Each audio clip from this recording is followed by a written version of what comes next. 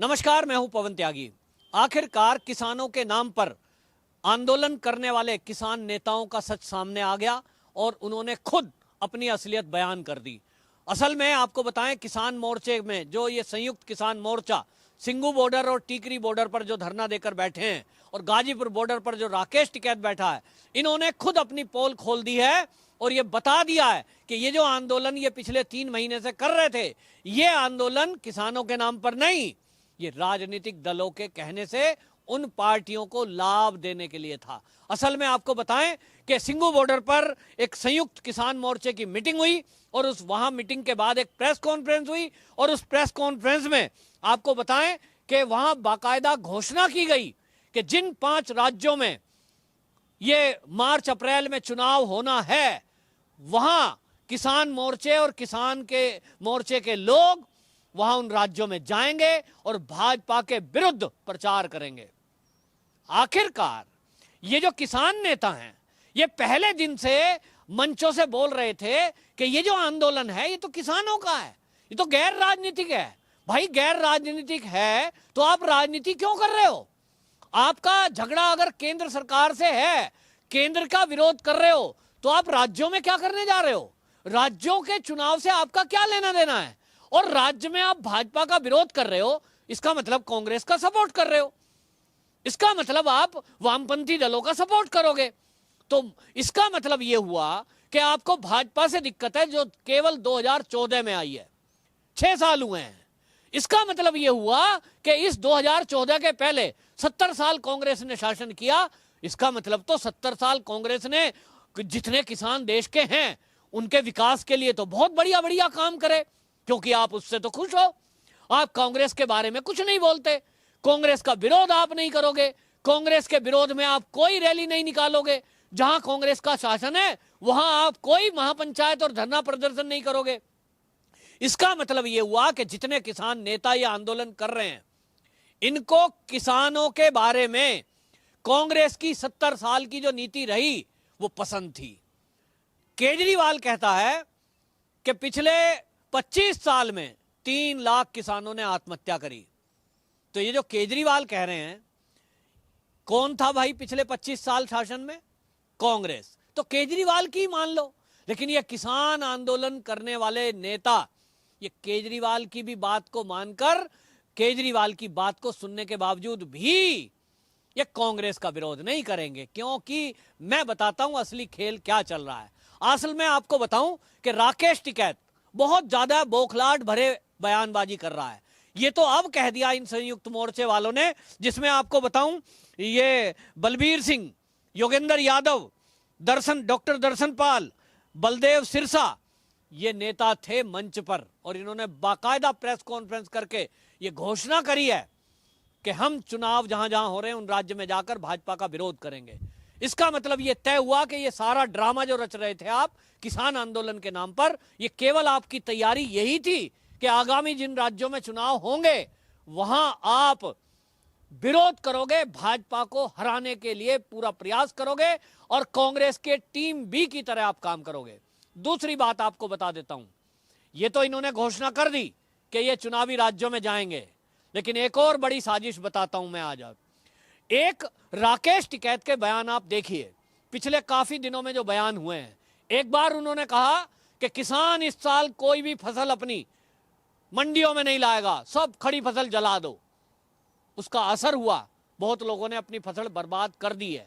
हालांकि वो बाद में रोएंगे कि किसके कहने पर वो क्या कर चुके, क्योंकि हो सकता है कुछ पैसे मिल रहे हो। ये बड़े नेता हैं, 300-400 करोड़ की प्रॉपर्टी जमा कर ली इन्होंने, ये कर सकते हैं ऐसा, लेकिन गरीब किसान को इस तरह से भड़काकर उसको फसल जलाने के लिए ये उकसा रहे हैं। ये आत्महत्या जैसा उठाने जैसा कदम है, क्योंकि किसान के लिए फसल ही सब कुछ है, क्योंकि उसकी तो पूरे साल की जो आमदनी है वही है, उसी से खर्चा चल रहा है। लेकिन इन्होंने ऐसी घोषणा करी उकसाने वाली। उसके बाद ये कहते हैं कि लाल किले पर जो हिंसा हुई, पहले कहते हैं उसके लिए मैं दोषी नहीं हूं, दूसरी बार कहते हैं अब की बार तो लाल किले पे 20 लाख ट्रैक्टर गए थे, अब का 40 लाख ट्रैक्टर लाएंगे।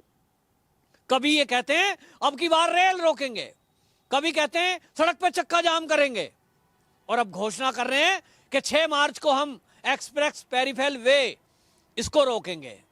मतलब खुराफात करनी है और वो जब तक करनी है और इस हद तक करनी है कि पुलिस लाठी और गोली ना चला दे। राकेश टिकैत खुलेआम कह चुके, जिस दिन सरकार ने आंदोलन खत्म करने की बात करी तो यहां गोलियां चलेंगी और 10,000 आदमी मरेंगे। राकेश टिकैत खुलेआम चुनौती देता है और वो कहता है बक्कड़ उतार दिया जाएगा, ट्रैक्टर हिम्मत है किसी में रोक के दिखाओ। खुली चुनौती केंद्र को देते हैं वो। राकेश टिकैत कहते हैं कि ट्रैक्टर जाएंगे 40 लाख और हम जो है वहां बोट क्लब पे जुताई करेंगे, यानी इंडिया गेट के आसपास वो जुताई कर देंगे, सब पार्कों को तहस नहस कर देंगे। ये जो उकसाने वाला बयान दे रहे हैं राकेश टिकैत, इसकी बात को समझिए और इसको मैं समझाता हूं कि आपको बता दूं कि राकेश टिकैत की भरसक कोशिश ये है कि मार्च में 5 मार्च को हरियाणा का सत्र शुरू हो रहा है और वो चाहते हैं कि हरियाणा के सत्र में उस बीच में सरकार से उकसाकर वो कोई ऐसी कार्रवाई करा दें कि सरकार पुलिस उनके ऊपर लाठीचार्ज करे, और लाठीचार्ज करे तो ये उस मुद्दे को उठाएं या इन्हें पकड़ के जेल में डाल दे सरकार।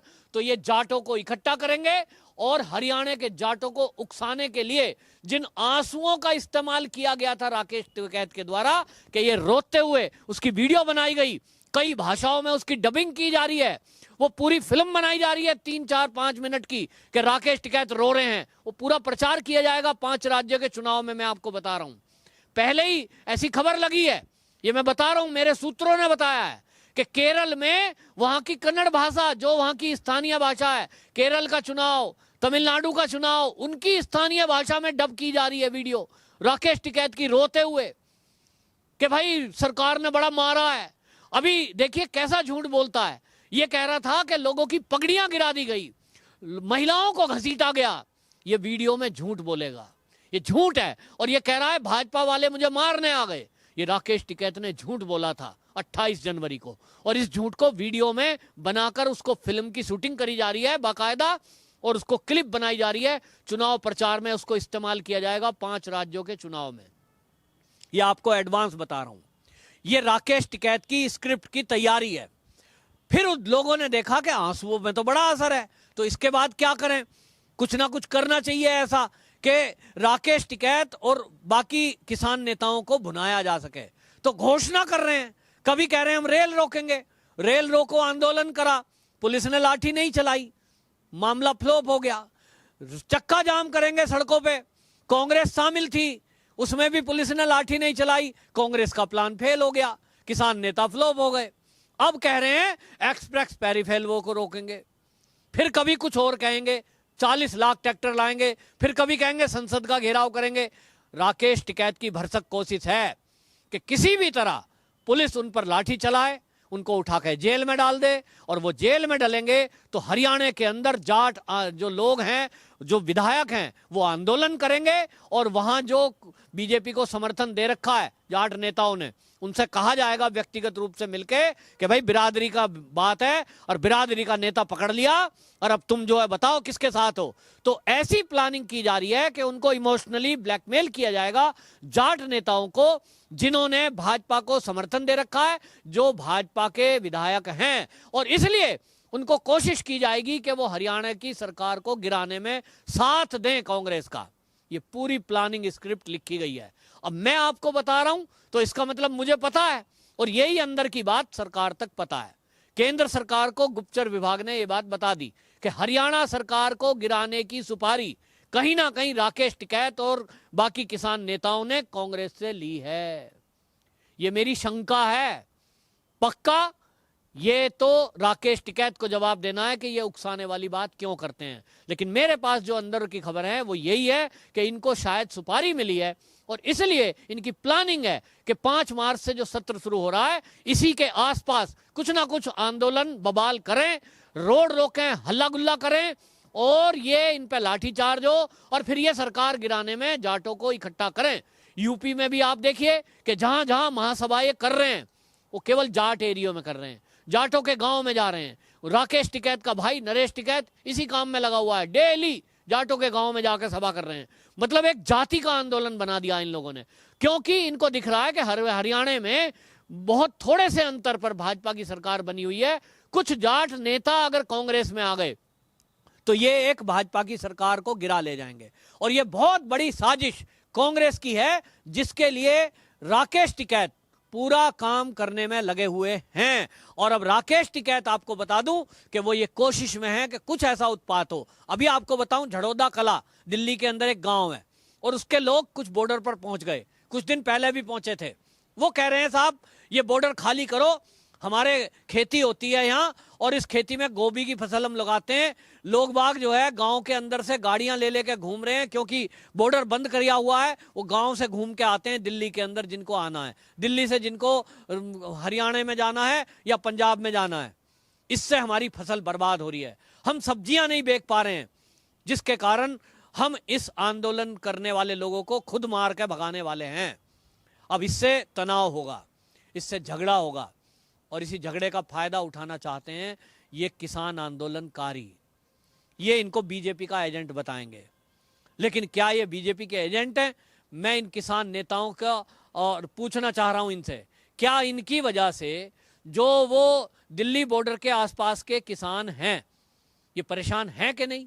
उनका सब्जी का काम है। और आपको बताऊं, वो सब्जी के लिए वो कहते हैं कि हमारी लगभग 400 दुकान, 16,000 एकड़ जमीन जो दिल्ली के बॉर्डर के आसपास है, जहां खेती होती है, वो खेती बर्बाद हो गई।